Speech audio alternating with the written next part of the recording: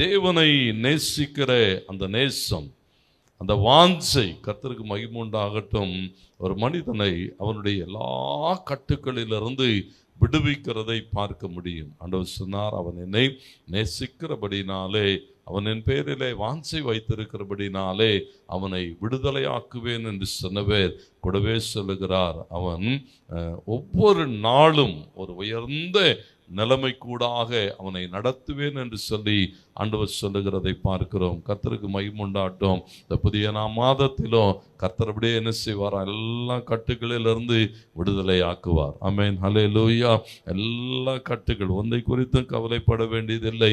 தேவன் என்ன செய்வாரா, எல்லாவற்றிலும் இருந்து ஒரு பெரிய விடுதலையை தருகிறது மாத்திரம் அல்ல, உயர்ந்த அடைக்கலத்திலே வைப்பார்.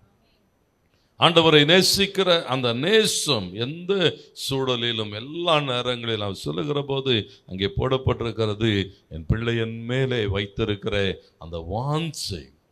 தேவன் அந்த வாஞ்சையை, அந்த அன்பை, அந்த நேசத்தை அவர் பார்க்கிறார். அவர் சொல்லுகிறார், அந்த வாஞ்சை நிமித்தம் நான் என்ன செய்வேன், எல்லாவற்றிலும் இருந்து விடுதலை ஆக்குவேன். கர்த்தருக்கு மகிமை உண்டாகட்டும். பாருங்க, இந்த வார்த்தை சொல்லுகிறது, ஏசாயாவில் இப்படி வாசிக்கிறோம், 26ஆம் அதிகாரம் 8-9 வசனங்கள்.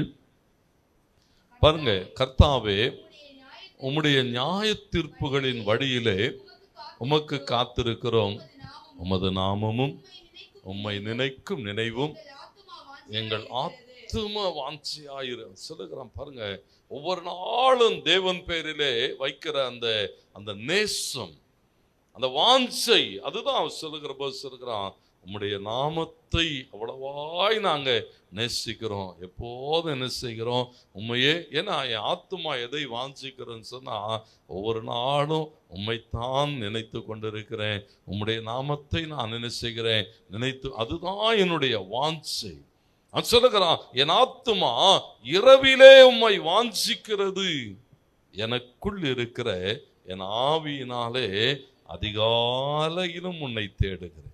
பாருங்க, தேவனை தேடுகிறதிலே இரவு பகல் என்று இல்லாமல் எல்லா நேரங்களிலும் அவரை தேடுகிற மனுஷனுடைய வாழ்விலே, அவரை நேசிக்கிற மனுஷனுடைய வாழ்வில கர்த்தர் எதை கொண்டு வருகிறாராம், ஒரு பெரிய விடுதலையை தருகிறதை பார்க்கிற இந்த புதிய மாதத்தில் நீங்கள் அப்படி விசுவாசிங்கள்.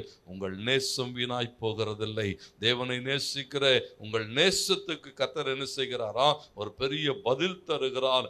தேவனை அறிந்திருக்கிறதான அந்த அறிவு உங்க வாழ்வை என்ன செய்யுமா, ஒரு மேலான இடத்துக்கு கொண்டு போகும்.